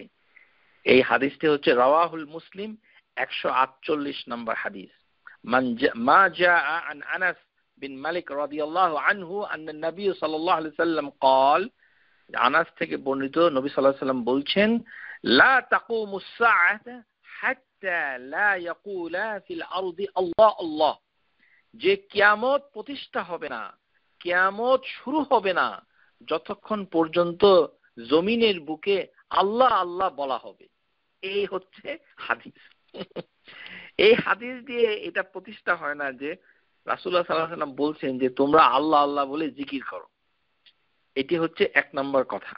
দুই নম্বর কথা হচ্ছে যে পৃথিবীর বুকে এমন কেউ থাকবে না যে আল্লাহ আল্লাহ বলবে। এই আল্লাহ আল্লাহ বলে এই হাদিসে কোনো ইবাদত বুঝায় নাই। কেননা নবী সাল্লাল্লাহু আলাইহি সাল্লামের মৃত্যুর সাথে সাথে ইসলামের সমস্ত ওয়াহি বন্ধ হয়ে গেছে। আল্লাহ সুবহানাহু ওয়া তাআলা কুরআনুল কারীমের ভিতরে বলেছেন যে আজ থেকে, এর আগেই তিনি আমাদের দ্বীনকে পরিপূর্ণ করেছেন। আল ইয়াউমা আকমালতু লাকুম দীনাকুম, তোমাদের দ্বীনকে, তোমাদের ধর্মকে আমি পরিপূর্ণতা দান করলাম। সুতরাং কিয়ামতের আগে কেউ যদি আল্লাহ আল্লাহ বলে, তাও এটি ইবাদত হবে না। এটি হচ্ছে এক নম্বর। আরেকটি হচ্ছে এই হাদিসের অনেকগুলো রিওয়ায়াত আছে। আন্না বা'দা রিওয়ায়াত জাআ ফিহা লা তাকুমুস সাআতু আলা আহাদিন ইয়াকুল লা ইলাহা ইল্লাল্লাহ। এটি হচ্ছে ওয়া ইবনে হিব্বান সহিহ, এটি রয়েছে মুসনাদ আহমদের ভিতরে রয়েছে, এবং এই হাদিসটুকু শরহুল মুসলিমের ভিতরে ইমাম নববী বলেছেন, এবং এটি সহিহ। যে আরেকটি riwayat রয়েছে যে কিয়ামত প্রতিষ্ঠা হবে না যতক্ষণ না পর্যন্ত কেউ লা ইলাহা ইল্লাল্লাহ বলছে। তার মানে এটি হচ্ছে যে কিয়ামত প্রতিষ্ঠা হওয়ার আগে যে মুমিনই তো সহিহ হাদিসের দলিল অনুযায়ী থাকে না। সুতরাং আল্লাহ আল্লাহ যারা বলছে সেটা দিয়ে কোনো ইবাদত বোঝানো হচ্ছে না। এতটুকু বোঝানো যায় যে কোনো কারণে যদি কেউ বলে আল্লাহ, ও আল্লাহ, ইয়া আল্লাহ, তার মানে হচ্ছে এটি বলা স্কলারদের মতে হচ্ছে এটি মুস্তাহাব। ফাইন্না গায়াতুন মা ইউজআমু হুয়া ইস্তিহাবাবান যিকরু বিল ইসমিল মুফাররিদ, কেউ যদি শুধু আল্লাহ নামটুকু বলে সেটি হচ্ছে ইস্তিহাবাবান, এটি মুস্তাহাব, এটি বলা যায়। যেমন আমি আশ্চর্য হয়ে বললাম ইয়া আল্লাহ, এরকম যে আমরা যেমন যখন কোনো সর্বনাশ হয় তখন বলি ইয়া আল্লাহ কি সর্বনাশ হলো, এটি বলা হচ্ছে মুস্তাহাব, কিন্তু এটি দিয়ে যিকরুল্লাহ প্রতিষ্ঠা হয় না। যিকরুল্লাহ বলতে গেলে আপনি আল্লাহর সাথে কোনো গুণবাচক নাম অথবা লফজ ব্যবহার করতে হবে। যেমন আপনি যদি বলেন সুবহানাল্লাহ, তাহলে এটা যিকরুল্লাহ প্রতিষ্ঠা হবে। আল্লাহু আকবার এভাবে যদি বলেন তাহলে জিকির প্রতিষ্ঠা হবে। এই কারণে আমরা যখন নামাজ পড়ি, আকিমুস সালাতি লিযিকরি, যে নামাজকে প্রতিষ্ঠা করো জিকির প্রতিষ্ঠা করার জন্য। আপনারা লক্ষ্য করবেন যে নামাজের ভিতরে কখনোই আমরা শুধু আল্লাহ বলি না। এরকম যদি হতো যে আমরা যখন প্রথম তাকবীর যেটা বলছি সেটা বলার সময় যদি বলতাম আল্লাহ, দেন আমরা হাত বাঁধতাম, তাহলে একটা কথা ছিল। আপনি লক্ষ্য করুন এমন কোন ইবাদত, হজ অথবা মানে 5 ওয়াক্ত যে সালাত রয়েছে, এর কোথাও আল্লাহ শব্দটুকু শুধু এককভাবে নেই। এই কারণে স্কলাররা বলছে যে কোনো কারণে যদি কেউ আল্লাহ কথাটা বলে তাহলে এটি খুব নিন্দনীয় নয়, এটি বলা যায়, এটি মুস্তাহাব ওয়ালাইসা ফারিদাতান, এটি কোনো ওয়াজিব না যে এটা এইভাবেই বলতে হবে, এটা বলা যাবে জায়েজ, কিন্তু এটা দিয়ে যিকরুল্লাহ প্রতিষ্ঠা করা যায় না যেমন সুফিরা করেছে। এই বিষয়ে শেখ আল আলবানী রাহিমাহুল্লাহ তাআলা তার বিখ্যাত বক্তৃতা ফাতোয়া জিদ্দা, এখানে তিনি বলছেন যে হাযা লা ইয়ানি আন্নাল মুসলিম ইউজলিসু বিযিকরিল্লাহি বিল ইসমিল মুফাররিদান, যে এর মানে এই নয় যে মুসলমান কিছু লোক গোল হয়ে বসে একত্রে আল্লাহ আল্লাহ বলবে, ফায়াকুলু মিআতুন মাররাতান আল্লাহ আল্লাহ, যে 100 বার আল্লাহ আল্লাহ বলবে। আমাদের দেশে বলে এই যে কি খতম আছে এখানে ওই বড়ইয়ের বিচি অথবা বুটের দানা নিয়ে আল্লাহ আল্লাহ আল্লাহ আল্লাহ আল্লাহ এভাবে জপতে থাকে, যে কত হাজার বার করতে হবে ওই আজব আজব নাম, এই খতমে উমুক খতমে তুমুক, এই সকল খতম আমাদের দেশে সমাজে প্রচলন আছে। এই টাকা পয়সা নিয়ে আমাদের দেশের অনেক লোক মসজিদের ভিতরে বসে এরকম আল্লাহ আল্লাহ এত হাজার বার জপে, এটাকে বলা হয় কি খতম। এটি করলে নিজেই খতম হয়ে যাওয়ার সম্ভাবনা রয়েছে, কেননা এটি বেদআ। আর এটি দিয়ে কামা ইয়াফআলুনা ফি কাসীরাতুম মিনাত তারিকা, যে এই যে সুফি তরিকা এর ভিতরে এটা শিক্ষা দেওয়া হয় যে তোমরা বসে বসে খালি আল্লাহ আল্লাহ আল্লাহ করতে থাকো, এটি ঠিক নয়। ওয়া তাফসীরু ফি রু'য়াতিল ইমাম আহমদ ফিল মুসনাদ লা তাকুমুস সাআ ওয়ালা ওয়াজহিল আরদি মান ইয়াকুলু লা ইলাহা ইল্লাল্লাহ। অথচ ইমাম আহমদ এই যে কিয়ামত প্রতিষ্ঠা হবে না যতক্ষণ না পর্যন্ত জমিনের উপরে আল্লাহ আল্লাহ বলার কেউ থাকবে, এই হাদিসের ব্যাখ্যা করেছেন কে? ইমাম আহমদ মুসনাদে আহমদের ভিতরে। তিনি বলছেন যে এর মানে হচ্ছে যে লা ইলাহা ইল্লাল্লাহ বলার কোনো লোক থাকবে না, তার মানে তাওহীদে বিশ্বাস করে এমন কোন লোক জীবিত থাকাকালীন সময় আল্লাহ সুবহানাহু ওয়া তাআলা কিয়ামতকে প্রতিষ্ঠা করবেন না, কিয়ামত শুরু হবে না। এটি হচ্ছে এই হাদিসের ব্যাখ্যা। ফাইজাল লাফজুল মুফাররিদান ফি রু'য়াতিল উলা আওলা কিনিয়াতুন আন তাওহীদ, এটি হচ্ছে রূপক অর্থে তাওহীদ বোঝানো হচ্ছে। কিনিয়াতুন আন তাওহীদ, তাওহীদের মেটাফর মানে অলংকার হিসাবে বলা হচ্ছে যে আল্লাহ আল্লাহ বলার কোনো লোক থাকবে না, তার মানে হচ্ছে লা ইলাহা ইল্লাল্লাহ বলার কোনো লোক থাকবে না। ওয়া মা'না যালিকা আন্নাহু লা তাকুমুস সাআ আলা ওয়াজহিল আরদি মিন ইয়াবুদুল্লাহ, যে আল্লাহর ইবাদত করে এই ধরনের কোনো ব্যক্তি মওজুদ থাকা অবস্থায় আল্লাহ সুবহানাহু ওয়া তাআলা তিনি কিয়ামত প্রতিষ্ঠা করবেন না। এই হাদিসের হচ্ছে এটার ব্যাখ্যা। ভালো করে এই হাদিসের ব্যাখ্যাটুকু জেনে নিন, কেননা বেদাতীদের পাল্লায় পড়লে আপনিও ভরকে যেতে পারেন আর মনে করতে পারেন যে দলিল পাওয়া গেছে, এখন থেকে আমি শনিবার রবিবার আল্লাহ আল্লাহ জপব 1000 বার, আর কেউ মারা গেলে তো কোনো মানে আমরা এটা খুব বেশি বেশি করি অথবা লোক ভাড়া করে এগুলো করতে বলি। এগুলো গর্হিত কাজ, এগুলোকে বর্জন করতে হবে।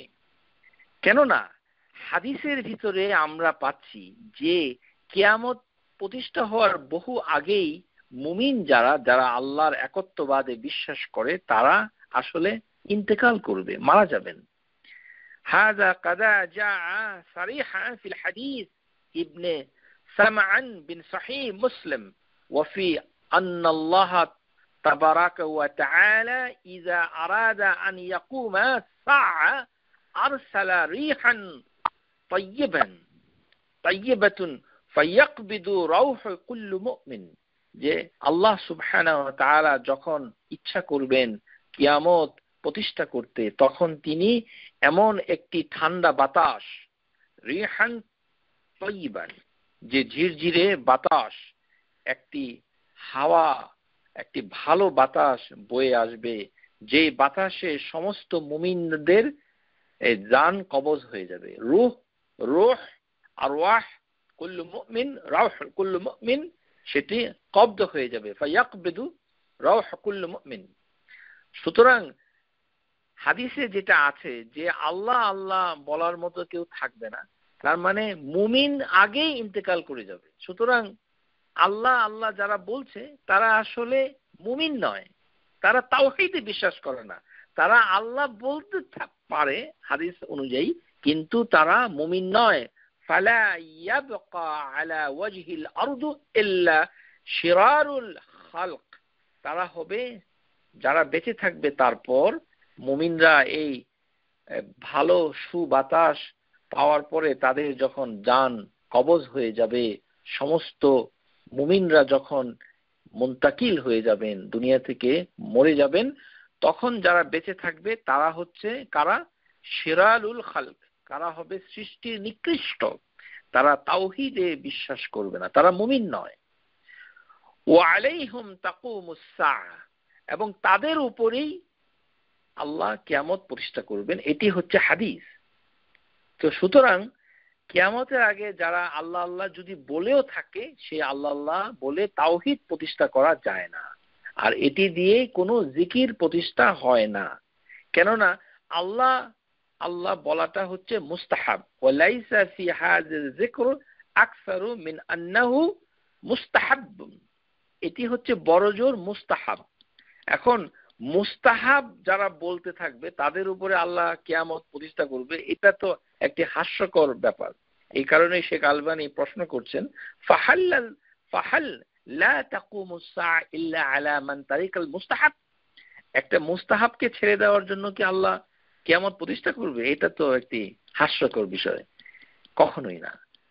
এটি হচ্ছে যে মানুষ হয়তো বিহব্বল হয়ে আল্লাহ আল্লাহ বলবে এমন কোনো লোক পাওয়া যাবে না। সুতরাং আল্লাহ বলাটা কোনো ইমানের কোনো দাবি নয়। যে মুশরিক মক্কা তারাও আল্লাহ বলতো। আমাদের দেশে হিন্দু সমাজে অনেকে আল্লাহ বলেন, অনেকে আল্লাহ বলেন। তারপরে পাশ্চাত্যে যারা খ্রিস্টান অথবা ইহুদি আছে তারা অন্য শব্দে এগুলো হয়তো বলে, কিন্তু আল্লাহ কথাটা আজকাল আর শোনা যায় না, কিন্তু অতীতে শোনা যেত। সুতরাং এটি যদি কেউ বলে, আমাদের দেশে সমাজে যারা নাস্তিক রয়েছেন, যারা ধর্মে বিশ্বাস করেন না, কখনোই ইমানের কোনো খুঁটিনাটি শর্তগুলোকে যারা মানেন না, বস্তুবাদী ভাবধারায় যারা চালিত, তারাও অসুস্থ হয়ে গেলে মরে যাওয়ার আগে একটু আল্লাহ আল্লাহ করেন, যে একটু আল্লাহর কাছে দোয়া করেন, আল্লাহকে একটু ডাকেন, আমার ভাই অথবা মা খুব অসুস্থ, অথবা আমি নিজে অসুস্থ। আমাদের দেশে কবি সাহিত্যিকদের ভিতরে নাস্তিক হওয়ার প্রবণতাটা খুব প্রবল। অনেক কবি সাহিত্যিক আছে যারা বিশ্ববিদ্যালয়ে প্রফেসর, বিজ্ঞ, আমাদের দেশে এরা নাস্তিক হওয়ার সম্ভাবনাটা খুবই বেশি, তারা হয়ে থাকেন। কিন্তু তাদের শেষ পরিণতির সময় আপনারা লক্ষ্য করবেন পত্রপত্রিকায় যে তারা কিন্তু দোয়া চায়, আল্লাহর কাছে দোয়া চায়, মানুষকে দোয়া করতে বলে।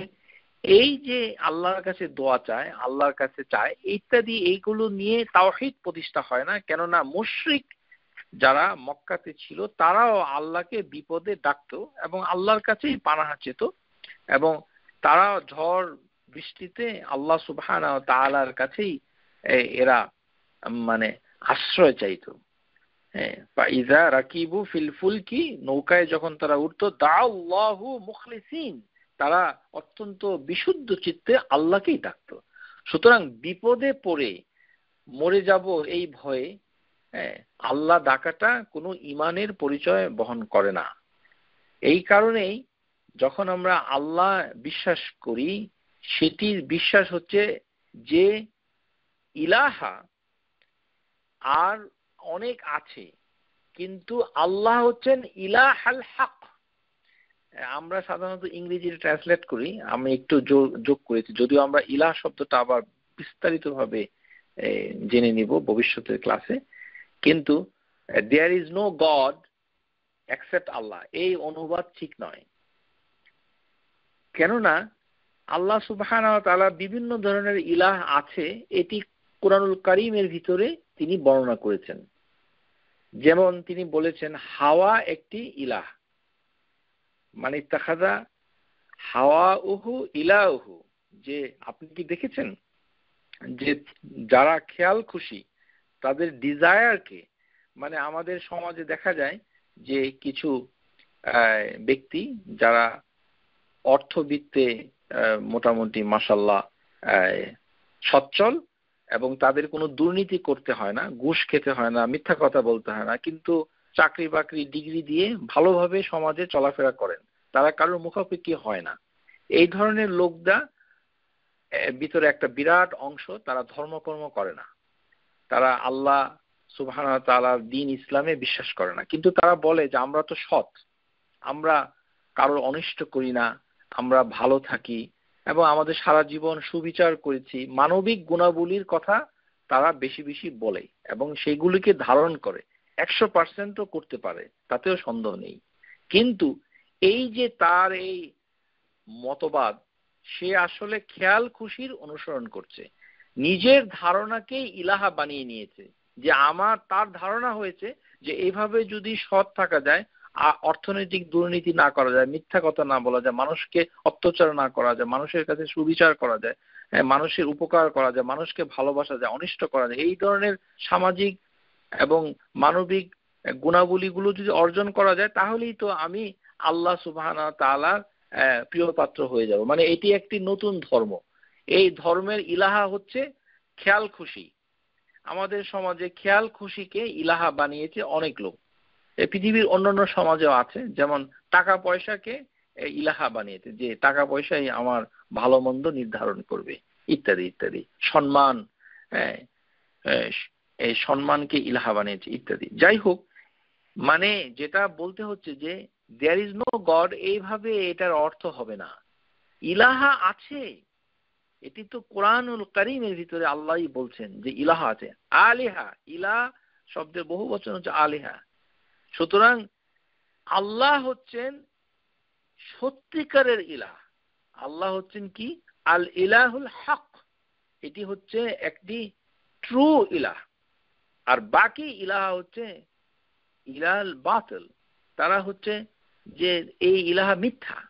যেমন মানে হোলি গোস্ট খ্রিস্টানদের ভিতরে আছে, যেমন ফাদার, অথবা অন্যান্য ধর্মে যেগুলো আছে, অথবা তাগুত হিসেবে আল্লাহ ছাড়া যে অন্য ক্ষমতার উৎস যেগুলো রয়েছে সেগুলোকে সমষ্টিগতভাবে নিলে তারপরে মূর্তিগুলো আছে, তারপরে ইত্যাদি ইত্যাদি বিভিন্ন ধরনের দেব দেবী যেগুলোকে কল্পনা করা হয়, সবকিছুই হচ্ছে এক ধরনের ইলাহ। এবং এই ইলাহাগুলো বিভিন্ন সমাজে বিভিন্ন ভাবে আছে, বিভিন্ন নামে আছে, কিন্তু আল্লাহ হচ্ছেন প্রকৃত ইলাহ, দ্য ট্রু ইলাহ, মানে ইলাহুল হক। তাহলে এটার অনুবাদ হবে যে ইলাহ আছে অনেক, nothing to be worthy to be worship, যে কোনো কিছুকেই ইবাদত করার যোগ্য নেই একমাত্র আল্লাহ ছাড়া। আল্লাহ একমাত্র সমস্ত ইবাদত পাওয়ার যোগ্য। এটি হচ্ছে লা ইলাহা ইল্লাল্লাহর অর্থ, মানে মোটামুটি ভাবে। আমরা এগুলি বিস্তারিত ইনশাআল্লাহ আলোচনা করব।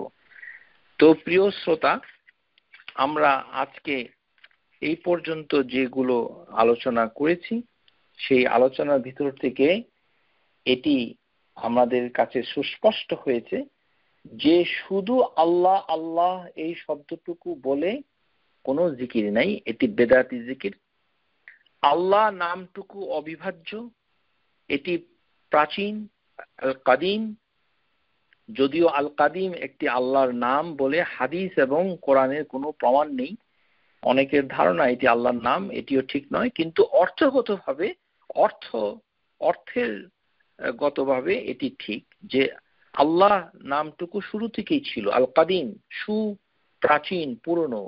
কেননা আল্লাহর একটি নাম হচ্ছে আল আউয়াল, তিনি প্রথম। সুতরাং আল্লাহ সুবহানাহু ওয়া তাআলা আদমকে সৃষ্টি করার পূর্বে আল্লাহ হিসাবেই ছিলেন। আল্লাহ সুবহানাহু ওয়া তাআলা তিনি মানে আরশ তৈরি করার পূর্বে, পানি তৈরি করার পূর্বে, সমস্ত মাখলুককে সৃষ্টি করার পূর্বে তিনি আল্লাহ হিসাবেই ছিলেন। কারণ আল্লাহ প্রথমে আল্লাহই ছিলেন, যে তার সাথে আর কিছুই ছিল না। সুতরাং এই হাদিসের ভিতরে আমরা ইতিপূর্বে মারিফাতুল্লাহের ক্লাসে যথেষ্ট আলোচনা করেছি, আমি এর আর কোনো রিপিটেশন করতে চাচ্ছি না। কিন্তু মৌলিক বিষয় হচ্ছে যে আল্লাহ শব্দটি একটি মৌলিক শব্দ। এই শব্দের সঠিক ব্যাখ্যা হচ্ছে যে এর কোনো উৎস নেই, কোনো শব্দ থেকে এর উৎপত্তি হয়নি, তার প্রমাণ আমরা দিয়েছি। কিন্তু কোনো কোনো স্কলার বলেছে যে এই শব্দটুকু ওয়ালাহা, যেমন বিপদে ডাকা, সাহায্যে আশ্রয় পাওয়া, আলেহা অথবা আল ইলাহ অথবা ইবাদা, মা'লু যার ইবাদত করা হয়, মা'বুদ এই অর্থে বিভিন্নভাবে এসেছে। তার সমর্থনে কিছু আয়াতের ব্যাখ্যা দিয়েছে। কিন্তু মূল কথা হচ্ছে যে আমাদের এত মানে জটিল আলোচনায় যাওয়াটা ঠিক হবে না। আমরা পরিষ্কার করে যেটা শিখতে পেরেছি সেটি হচ্ছে আল্লাহ এই শব্দটুকুর কোনো ভাষা নেই, তার কোনো রীতি নেই, তার কোনো সুনির্দিষ্ট কোনো জাতি নেই, সুনির্দিষ্ট কোনো ভাষা নেই। এটি হচ্ছেন আল্লাহ। এই শব্দটুকু একটি অদ্বিতীয় শব্দ, যার কোনো তুলনা অন্য কোনো নামের সাথে করা যায় না। আর এই আল্লাহ বলে কোনো জিকির হয় না, আর আল্লাহ বললে কিছুই হয় না। শুধু আল্লাহর সাথে যোগ করতে হবে যে আল্লাহ সুবহানাহু ওয়া তাআলা। এই কারণে প্রিয় শ্রোতা, আপনাদেরকে একটি জিনিসকে তালিম দিচ্ছি, সেটি হচ্ছে যখনই আল্লাহ বলবেন তখন তার একটি প্রশংসা সুলভ অথবা তার একটি সিফাতমূলক শব্দ প্রয়োগ করবেন, তাহলে এটি জিক্রুল্লাহ হয়ে যাবে। এই কারণে আমরা যখন শুধু আল্লাহ বলবো না, আমরা কি বলবো? আল্লাহু সুবহানাহু তাআলা অথবা আল্লাহু তাআলা, এটি বললেও জিকির হবে। কারণ আল্লাহর একটি মানে প্রশংসা হচ্ছে তিনি হচ্ছেন তাআলা, সাব্বিহিসমা রাব্বিকাল আ'লা, তিনি হচ্ছেন মানে তোমাদের প্রভু যিনি আ'লা। তাআলা এটি হচ্ছে আল্লাহ হচ্ছেন সবকিছুর উপরে, আল আ'লা তাআলা, আল্লাহু তাআলা, এটি বললেও সুন্দর হয়। অথবা আল্লাহু সুবহানা, এই সুবহানাল্লাহ এইভাবে বলা যায়। আল্লাহু আকবারু এটিও বলা যায়। আলহামদুলিল্লাহ এটিও বলা যায়। ইয়ারহামুকাল্লাহ, এইভাবে বিভিন্ন আল্লাহর প্রশংসা করতে হবে অথবা আল্লাহর সিফত বর্ণনা করতে হবে। তাহলে আল্লাহ, আল্লাহুম্মা ইগফিরলি, এইভাবে আল্লাহর কাছে দোয়া করতে হবে। অথবা তার নাম নিয়ে জিকির করা যায়, যেটা আমরা হাদিসের ভিতরে পাই, যেমন 33 বার সুবহানাল্লাহ, আলহামদুলিল্লাহ, আল্লাহু আকবার ইত্যাদি ইত্যাদি ভাবে আমরা সুপ্রতিষ্ঠিত জিকিরগুলো আদায় করতে পারি। তাহলেই আমাদের লক্ষ্য হবে যে আমরা জিকির প্রতিষ্ঠা করার কারণে আমরা অনেক ধরনের পুরস্কার আল্লাহ আমাদের জন্য রেখেছেন, সেগুলো আমরা পাবো। কিন্তু শুধু আল্লাহ আল্লাহ বলে আপনারা লক্ষ্য করুন প্রিয় শ্রোতা, এই পর্যন্ত সারা জীবনে যতবার বলছেন ও এটা তো আল্লাহ করে, এটা তো আল্লাহ এই করছে, আল্লাহ আল্লাহই জানে, এইটা বলে আপনি মুস্তাহাব আদায় করেছেন।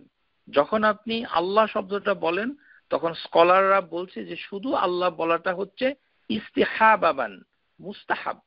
কিন্তু আল্লাহ সুবহানাহু তাআলা, তাহলে আপনার জিকির হয়ে গেল। সুবহানাল্লাহ। আজ থেকে আমরা সবাই প্রতিজ্ঞা করব অথবা চেষ্টা করব, যখনই আল্লাহ শব্দটা বলবো তখনই সাথে সাথে এই নামটা দিয়ে একটা জিকির আমরা করে ফেলবো। যেমন বলবো যে আল্লাহ তাআলা এটা তো বলেন নাই, সংক্ষেপে এটাও একটা জিকির। অথবা আল্লাহ সুবহানাহু ওয়া তাআলা এটা কখনোই বলেন না, ইত্যাদি। আল্লাহ সুবহানাহু ওয়া তাআলাই ভালো জানেন, আল্লাহ সুবহানাহু ওয়া তাআলাই বলছেন, আল্লাহ সুবহানাহু ওয়া তাআলা এটা করছেন। এটি বাচ্চাদেরকে শিক্ষা দিতে হবে, তারাও যেন আল্লাহ সুবহানাহু ওয়া তাআলা এটা বলে। আল্লাহ জাল্লা ওয়ালা, হ্যাঁ, আল্লাহ জাল্লা শানুহু, এরকম বিভিন্ন ধরনের প্রশংসামূলক ইসলামমূলক অনেক কথা যেটা আপনার মুখে সহজভাবে আসে সেটাই বলবেন। তার ভিতরে অন্যতম আমাদের সমাজে আল্লাহু তাআলা, আল্লাহু তাআলা, আল্লাহু সুবহানাহু তাআলা, আল্লাহু সুবহানা, এইভাবে অথবা সুবহানাল্লাহ, এইভাবে আমরা আল্লাহ শব্দের সাথে শব্দ মিলে, তাহলে দেখা যাবে যে আপনি সারা জীবন যতবার আল্লাহ কথাটা উচ্চারণ করেছেন ততটুকু কথা দিয়ে আল্লাহ স্মরণ করে ফেলেছেন। সুবহানাল্লাহ। তখনই সমস্ত সওয়াব আপনার আমল নামায় জিকিরুল্লাহ প্রতিষ্ঠা করার জন্য লিখে রাখা হবে। যে জিকির প্রতিষ্ঠা করার কথা আল্লাহ সুবহানাহু ওয়া তাআলা বারবার বলেছেন কোরআনুল কারীমের ভিতরে, যিকরান কাসীরান, যে আল্লাহর জিকির তোমরা করো, অতিরিক্ত ভাবে করো, ইত্যাদি। আর যদি আমরা শুধু আল্লাহ এটা করছেন, আল্লাহ এটা, আল্লাহই জানেন, আল্লাহ কি করছে না আমি জানি না, তাহলেও শুদ্ধ হবে কিন্তু সওয়াব কমে যাবে, যেহেতু এটি মুস্তাহাব। আকুলু কাওলি হাযা আস্তাগফিরুল আযীম ফাস্তাগফিরু ইন্নাহুল গফুরুর রহিম। আপনাদের কোনো প্রশ্ন থাকলে উম্মু সুমাইয়ার কাছে আপনারা দিবেন। আমি আপনাদের কাছ থেকে বিদায় নিচ্ছি। Subscribe to our YouTube channel, Know Tawhid First, and press the bell icon to get new video notifications.